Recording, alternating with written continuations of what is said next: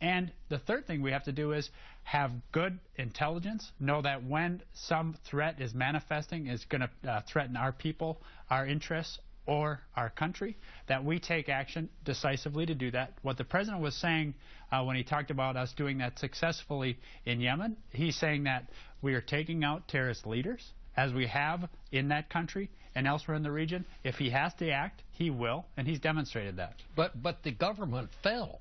I mean, the strategy obviously didn't work. At least, I mean, was this a surprise to U.S.? I don't remember any talk about this in the State of the Union message. Oh, boy, we've been talking about Yemen for a long time, Bob. Going back to the earliest days of the administration, we were very focused on the counterterrorism efforts there because of the brutality and the nefariousness of al-Qaeda in the Arabian Peninsula, an offshoot of al-Qaeda Central.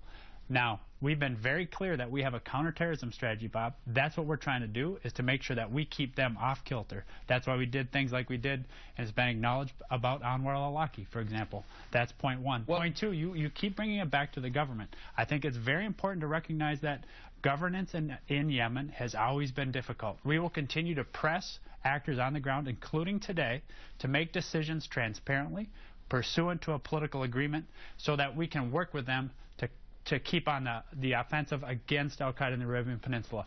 But we can't be responsible for every government in the region. We have to make sure that they're doing that themselves. Well, I take your point on that, but were we surprised that this government collapsed? We weren't surprised that that this government collapsed. We knew that this is an ongoing challenge over the course of the last several months. That's why we've been pressing on all the actors to take important steps to address the situation. We're continuing to do that today.